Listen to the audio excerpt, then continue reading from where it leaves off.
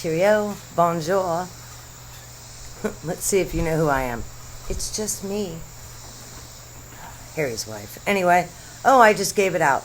Okay, so Sarah has written all these letters. 53 pages was the last one.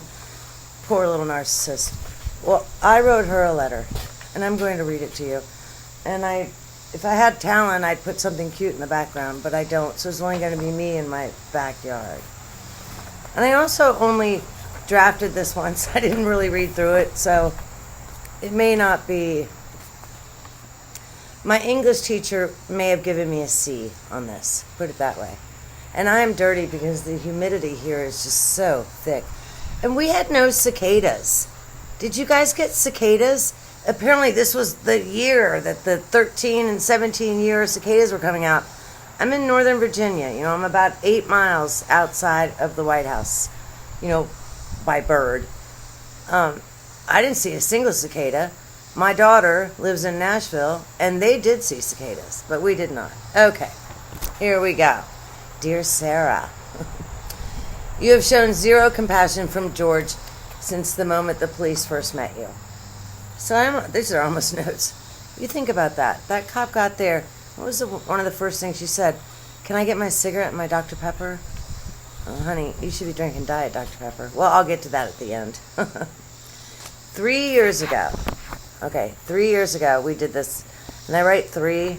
I'm actually going to cancel it because I think it was about 3.5 years ago. 3.75 years ago. So we had a good family friend who had a son who was 2 years out of law school, and he joined a huge firm in Jacksonville. And I reached out to him, and so we sent Sarah a notarized certified letter stating that they would provide her a private attorney up to $100,000. Okay. So what did Sarah do? You're going to hear about it in a moment. I wish I had saved the letter. You know how Sarah loves her little writing and stuff? She took my letter and just wrote, return to sender in giant block letters. That probably took her 20 minutes to make. I realize she doesn't have a lot of time. Or she has a lot of time on her hands, but still. Okay, I will continue. 3.5 years ago, we sent you a notarized, certified bond letter offering you a private attorney and the funding to pay for said attorney. You took our bond offer and took the time to write in block letters, return to sender. I'm sorry, I already just said that. We offered you a private attorney, but you were smarter than all of us and told us to go away. So what did we do? We went away. Now, what is your situation? You are pro se. It's odd that pro se also does mean prose. Words. Okay. Sarah, you made a choice to videotape and memorialize your crime. The video of George begging for his life is what gets you your 25 to life sentence. George is begging for his life. See? I told you I hadn't read this before, and now I'm seeing my mistakes. His life, and you're mocking him. Say my name and don't wear it out. I haven't said that to anyone since I was a 13-year-old girl. Seriously. I'm born in 1970, and many of you are 20 years younger than I am. Or, yes, about 20. When was the last time you said that? Say my name, don't wear it out. Oh, I look gross like that. Okay. What's unfortunate, besides your behavior during your time as an inmate, she's made a fool of herself. She's proving the court correct. If she doesn't get her way, this is what she does. Okay. I probably just said that and I'm reading it now. Is how you are showing the court and your jury how you behave when you do not get your way. You were praising Judge Wooten for his knowledge, and then when he denied your bail request, you did a 180 and accused him of actual crimes. She did. She accused Wooten of making millions off selling the videotape that she made herself of George dying. Okay. This is in parentheses.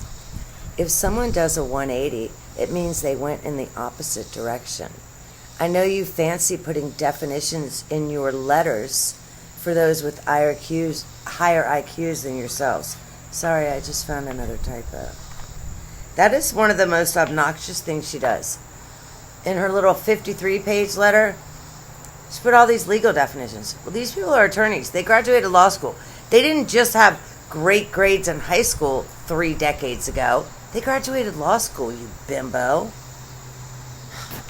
You have had 8 attorneys now, and I find it very hard to believe not one of them has explained to you why you are not eligible for bail. And who would pay for that bail anyway? That's what I want to... She's calling her attorneys collect calls, so she doesn't have money on her books. She doesn't have Donna Adelson putting $70 every week on the books because Charlie spent a lot of time on the phone. And those phone calls, I think, are $4 a minute. It's quite expensive. So I'm so old, you used to actually have to call collect when you were a kid. And the operator would get on. Why do I do this? It should be this. The operator would get on. Say, who's your collect? And I'm like, my dad. And then it came on, a collect call from Meredith. And my dad would say, yes. He was always annoyed. Like, what's going on that I need a collect call now? I'm going to bet most of you have never, ever made a collect call. I'm curious. Let me know below. Have you ever made a collect call? I don't even know if well, I guess they have collect calls in jail, obviously. I don't know that you can even do one now. Okay. I'm talking about the bail. Who's going to pay your bail? Your brother is all over the media showing support for you. Tee-hee-hee-hee. That's what I wrote.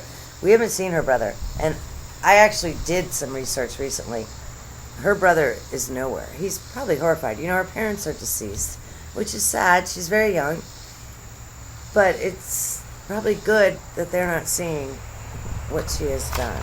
Okay. You continuing this case is simply doing more damage to her son. But I said her son's name. He is being teased at school incessantly. Parenthesis. I could be obnoxious and write the definition of incessantly, but I'll leave that narcissist behavior to you and your letters. It is funny you do the definition thing, so I may do that a few more times. You crack me up that you don't see that you get more bees with honey. If you want to get your way, you don't be a jerk. You don't call someone a buffoon. You don't call... She called Cashman snotty. Her snotty attitude. She just wants someone to be nice to her. Well, George just wanted her to be nice to him. He just wanted you to unzip the suitcase. In that first day at the house, she looks right at that really, really pretty black cop, the first one. And she said, well, I did this. Boom, boom. Okay, well, that's how you unlock that suitcase. But something else. She had her fingers together. Because you cannot unzip a suitcase or a zipper with one finger. In her interrogation the next day, brightest thing she ever did, she said, I opened it with one finger. And idiot Scott and Chelsea were both idiots, said, from the outside. No, he's wearing a zipper, and probably a little tacky, but he said, show me how I unzip this with one zipper. I think I made a video, a 2 or 3 minute video, where I tried to open multiple zippers with one finger. It is impossible. Mr. Zipper did quite well. Okay. Back to my family friend. I rate the definition of insanity. Our family friend who offered to represent you has children the same age as Lucas and is being teased. Oh, I have to fix this. This isn't correct. Okay. I did hear that recently somebody dropped in, or before the end of the school year, I think it was in April, somebody put an empty suitcase right in front of the doors of the child's school. It's not funny for the child, but it is sort of funny. The suitcase was removed before the child ever saw it. But I wrote, because of your behavior, your son is being teased. Your son does not deserve this. You know, 2 years ago, she was angry. I don't even know if her son is still speaking to her. She was angry that he said, well, Mom, my friends call you a murderer. And she was, what? What? Okay, well, Sarah, what are you? And you did record your crime. Okay, so I did fix this little part. The punctuation in the last paragraph was a semicolon. You use those so you don't run into long, drawn-out sentences. You have a bad habit with the long sentences. No pun intended. Get it? She put George in a long sentence. Maybe it was funny for me when I wrote it. Okay. You weren't a great mother anyway, but it's still horrendous. Horrendous means extremely unpleasant. Not sure if you have your thesaurus in your jail locker or if you must check out the thesaurus. But your thesaurus, that's kind of hard. Thesaurus. Not as hard as American Riviera Orchard. Anyway. Goop. One's easier than the other. But your thesaurus use simply makes you look stupid. Have you forgotten we have all seen hours of you, and you are not nearly as intelligent as you believe you are? She forgets that all of that stuff was on tape, and it's all going to be in her trial. I think I get to this. But she made a statement in a cop car on that first day that's guilty enough. You don't even need the videotape of poor George trying to get out. When I make the statement about her not being a good mother,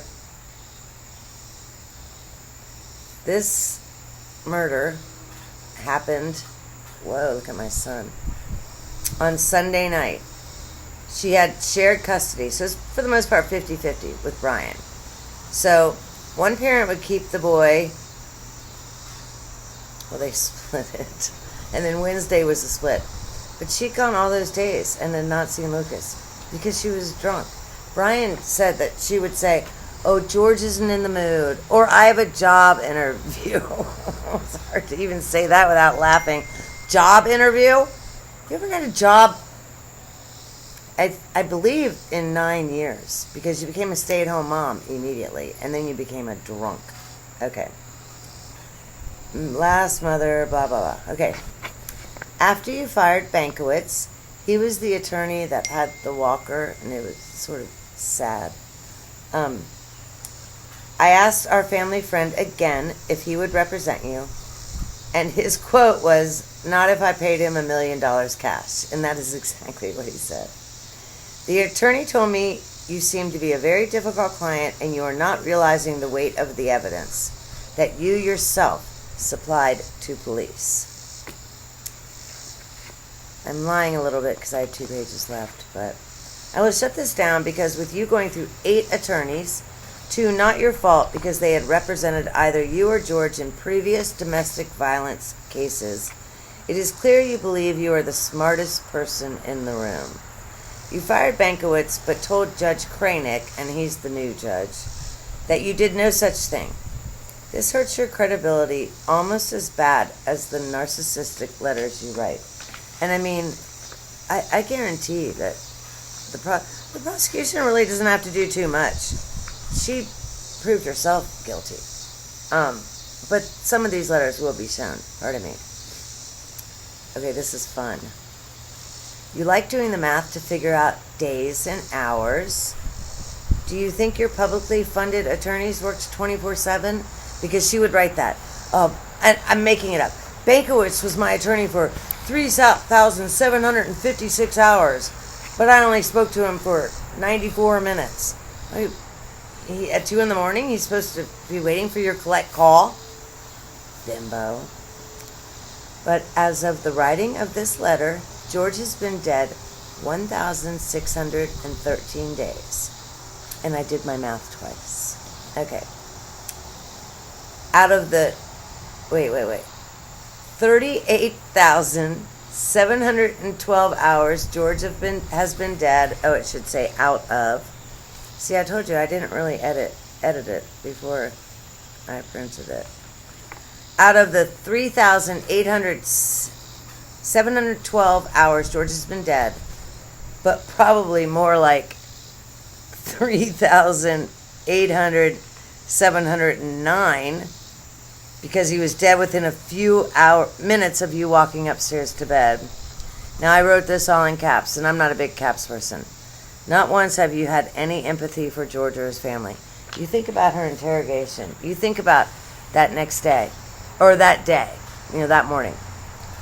They're going to kill me. I mean, she was automatically Harry's wife. I'm the victim. She never said anything about George. She wanted her stinking Dr. Pepper and her cigarette. Narcissist. You spent your interrogation, her hour and a half interrogation. That shows how smart you are. You were, was. You don't talk to police without an attorney, and especially if you're innocent. Goodness. You spent your interrogation bad-mouthing George and his ex-wife. I think his ex-wife's name was B. You referred to her as a monster. But she never zipped George up in a suitcase, videotaped and mocked him while he begged for his life. So I am curious as to your definition of a monster. George loved her enough that he married her. He didn't marry you. Hold on, my he is him. Okay. I offered you support from day one. It's been decades. But I did get blackout drunk a few times. I had genuine empathy for her. And I really did. And this was before I realized she's living off of alimony and child support. She wasn't being a good parent. She's pretty much a loser. I felt sorry for her, and I didn't realize that at that point she'd been a drunk for about 5.5 straight years. But we already know this. I had a top firm from Jacksonville prepared to take your case, but you gave me the middle finger. I was troubled why you showed zero pain for George during the interrogation, but I was also shocked you spoke to police without an attorney. So I've said that to you. It wasn't in my letter. That's called Dumb 101. You know when you take classes in college? English 101. Well, that's Dumb 101. The morning at your apartment, you cared more about your cigarette and Dr. Pepper than you cared about George. You called Brian before calling 911, and then went on your back porch to smoke while Brian drove to your house. You still didn't call 911. Brian said to the police officer that she was on the back porch smoking when he arrived. So she still didn't call 911. She only did it because Brian said, what the heck, you have to call 911. Okay, I wrote, you still didn't call until this will come out in your trial. Then I asked, why were you calling Brian anyway? He's your ex-husband. And you bounced checks in your bank account. You were overdrawn, and you would ask Brian to send you $40, to cover the overdraft fee and maybe $45 to cover your $7 bottle of wine. Why are you calling Brian? But Brian was an enabler. Brian, you needed to say no to this female dog years ago. And, well, you're in a better situation now. So, you were lucky because Chelsea and Scott, those were the two police detectives, were possibly the worst interrogators ever. And they really were. I've said this before, but at one point, Chelsea's so annoyed, she's picking lint off her pants. Chelsea, you sound like you had COVID. You're coughing constantly. You're pregnant. What the hell were you even doing there? You were not interested. And it was so clear. Terrible, terrible interrogation. The first time I watched it, I sat here and I went, I've been watching this stuff for 30 years. I've never seen two cops be this bad. I'd had her confessing and begging for my forgiveness. Anyway. So Chelsea says, I thought I'd give you 5 minutes to squirm. Chelsea responds with, well, you actually gave him 11 minutes. Chelsea should have stayed quiet. What were you giving him 5 minutes to squirm for? You pretend to be of Mensa-level intelligence, so you know the human brain begins to die after 4 minutes of no oxygen.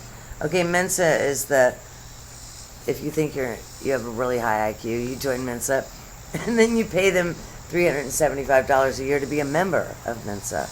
I don't know how high IQ that is. Okay, I am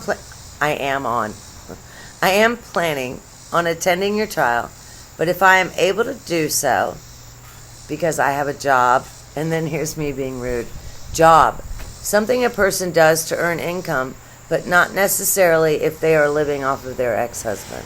That was just me being a total jerk. I am most definitely attending your sentencing.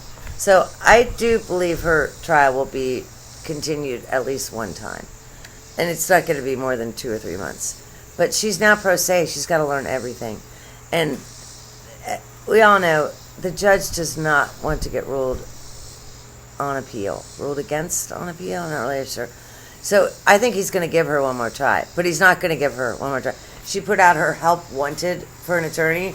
I think if she gets an attorney, the judge will still give her one more try. But, okay. Blah, blah, blah. Attending. Oh, job definition. Okay. Rumor has it you were offered a 12-year plea deal and you laughed.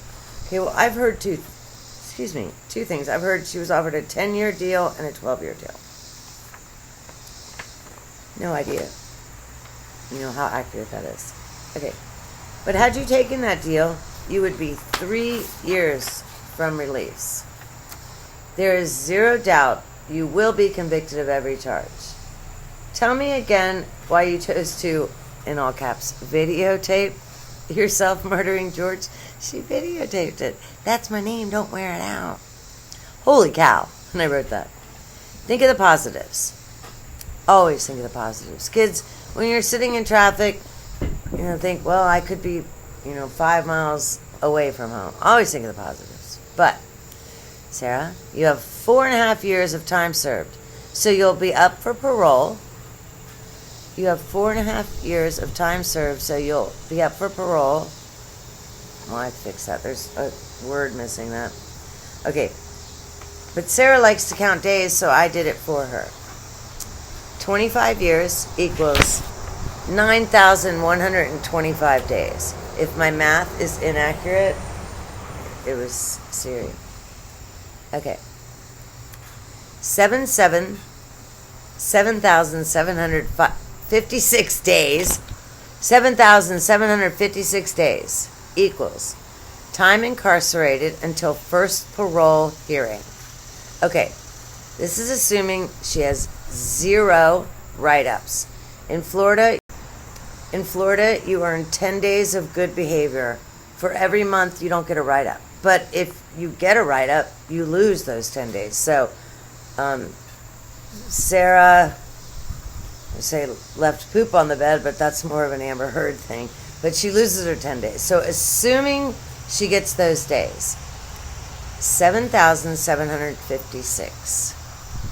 Now, assuming she gets those days, she has 6,143 days left to serve. And that is if she is sentenced on parole the first time. I did look it up. It's only about 35% in parole that gets sentenced on the first time. And this may come up in my letter. You have to express remorse for your crime. And if you don't, the parole board just says, bye, bye, bye, bye. But I did put it in red. See, her first release date, assuming she obeys everything, 2040. Whoa, I'll be 70 years old. And I think she'll be 63. I think she's 7 years younger than I. Okay. Some good news for you is that in 1983, Florida suspended all parole, but in recent years they have started changing their tune. For the inmates who have been paroled, they have all expressed remorse for their crime. Kind of basic, and here 4.5 years later, Sarah still feels like she's the victim. I mean, she and Prince Harry's wife should be freaking BFFs. I believe you still do not think you committed a crime, and that is why you are unable to get along with a single attorney. And I do believe that. The attorneys have explained to her, sunshine, you videotaped it, you were crass that day and the next day. And she's unwilling to hear that. You and George were both violent with each other, but you were a bit worse. So she was. They both had been charged with battery, but she had a battery with a different charge on it once. I should have looked it up. Assault, where she strangled George enough that it left marks on his neck. Okay. You used money to control George. Brian, the ex-husband, was paying the rent, the utilities, and all of the extra money. And neither one of them worked. George had nothing because his parents had given him an ultimatum. They said, her or us. And then I do write this. Frankly, I'm not sure I would date a man if his family said it's me or her. Because you have to think about your future. And Lord willing, you get to age 65 and you may need a niece or a nephew or even a in-law to come help you out every once in a while. Yeah, I'm not sure. Once you guys know, my last husband was very abusive. Multiple broken bones. I still have a part on my lip that I can't feel because he punched me so hard it fractured my orbital bone. And I had gone to his family, and they told me it was all my fault, and he was hitting me because of my behavior. And that was actually why we finally split up. It was just too much having his family despise me, and they despised me because he beat me up. I mean, my goodness. I had a broken bone almost every single year. We were together 14 or 17 years, and he really messed me up. And I was just stupid that I stayed. If a dude hits you, get out. If my man ever put a hand on me, I'd be gone in 30 minutes. I mean, I really, really would. Okay. Oh, and then I wrote, you would overdraft your bank account and go to Brian. Wow, just wow. Brian tried to save your marriage, and frankly, I'm surprised Brian fell for your game. Brian tried to save their marriage when they were together, and I mean, he really did. He would go to bed and put their son to bed at night and wake up at, I guess the bars closed at 2 a.m. He would wake up at, 2:15 and 2:30 a.m., and Sarah would have people, strangers, over at their house. Brian probably made a good living. He went to University of Florida. But I looked up their neighborhood. They lived in a pretty nice house. So he either came from a good living or he had some money. She was a stay-at-home mom. They were doing okay. I'm still willing to give you support and help you financially, but you need to take responsibility. Okay, when I say the financially part, I'm still willing to help make sure she has money on her books, and I still will. But she needs to write me and say, man, I messed up. And that's what I said, you have to take responsibility. My first letter I wrote to her 4 years and 3 months ago. That's what I said to her. I think the jury may even give you a lesser sentence if you, quotes, pretend to have empathy for what you did. And I put that in caps. She did it. There's no one else. It was only her. I think she claimed the suitcase was way upstairs, way back of our closet. She told police she was hiding in the shower for 5 minutes, and George didn't find her, and it made her mad. And I don't remember if she said mad or angry. So he finally either found her or she hollered for him to come upstairs. She grabbed that suitcase out of their closet and made him get into that as punishment, or you can be forgiven of your sin of not finding me as long as you climb in this suitcase. Because between 10:45 and 11 and 11 and 11:15, the one neighbor on that side of her and the neighbor down here, because they had townhouse apartment things like a jigsaw puzzle, said they heard something loud go from upstairs to downstairs. Well, that would also make sense how George had these injuries. He had an injury on his mouth, injury on his head. If she didn't really hit him, he got those injuries as he bounced down the stairs. Goodness. Sarah, oh, this is what I said. You told police the suitcase was way back in the office. Blah, blah, blah, blah. Okay. 42-year-olds playing hide and seek in a 5-room home? Question mark, question mark. What? I think the house was 685 square feet or something. It was nothing. It was a downstairs with a little kitchen area and kitchen, and then their family room and foyer. And they had sliding glass doors to the patio.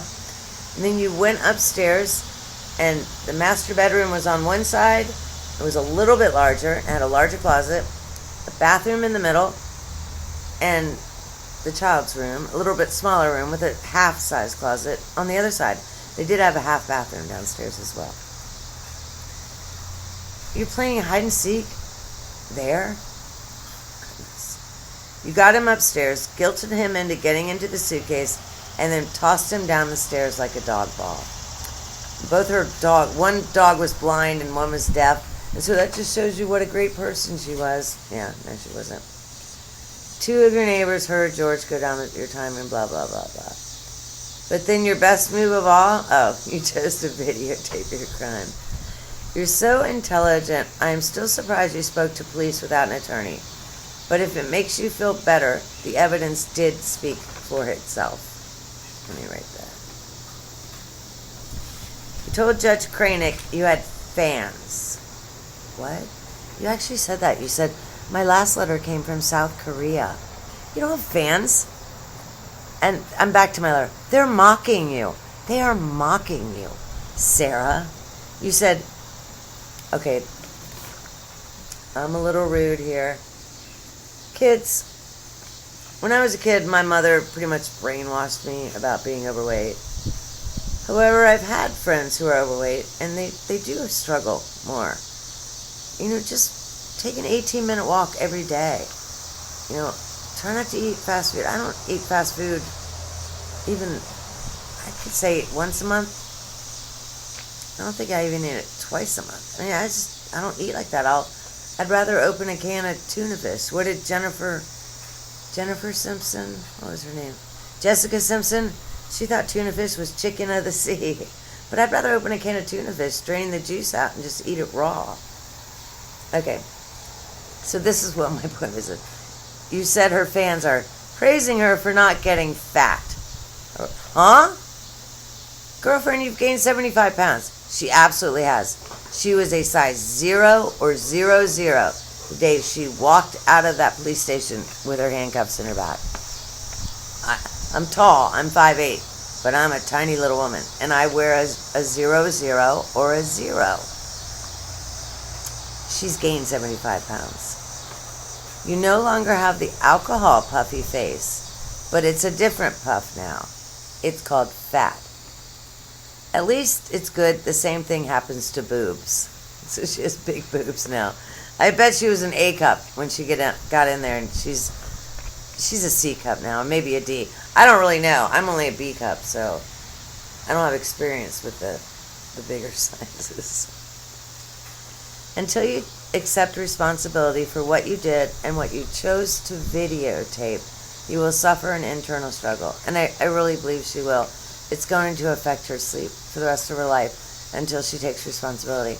However, she's a narcissist, so that may not be something her conscience needs. I've learned a lot about narcissists in the last few years. My husband who beat me up was absolutely a narcissist. He did that whole love bomb thing. Harry's wife did that to him.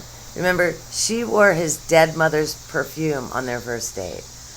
And after 2 hours, she said, oh, I have to go. I have an appointment in the morning. She didn't have an appointment in the morning. She was playing this dude. And she played him like a fiddle, but he's stupid as hell. And I think it's fun watching them crash and burn. Okay. Again, I'm happy to help keep money on your books, but you will need to be in touch. Why are you calling anyone on a collect call? Your previous attorney stated you would call them 10 times a day. I am impressed you have access to a phone that often. Enjoy your time in Orange County, because prison is much worse. My last paragraph wasn't very good, but I frankly had enough. Charlie Adelson made that comment, that Leon County was so much better than where he was going. And he's correct. And he's sitting in South Dakota. Now he'll be getting on the Con Air airplane end of August. Right? No, probably second week of September. Going down from South Dakota to Oklahoma City, because that's where the big Con Air base is, and from there to Florida. And then he'll have to get on a bus and ride for a way. But Charlie's going to be happy back in Leon County Jail compared to where he's in South Dakota in isolation. Okay. I need to shut this down. Kate Gosselin's my next video. I have most of my notes written out. I'm going to go have a shower, and I may try to pop that out tonight. I want to know what you think about Sarah. Is she going to get the maximum? Is there any chance she will be acquitted? I mean, that's really what I'm... Does anyone think Sarah Boone is going to be acquitted? And how fun is it? Do you love her haircut? She's got that shaved up lesbian haircut. And if you're a lesbian, no offense, but it's not a good look. If you're still watching right now, I'm completely humbled. I'm shocked. Hook me up. Hit like. hit subscribe. God bless you and your families. And oh my goodness, God bless this America. Bye-bye.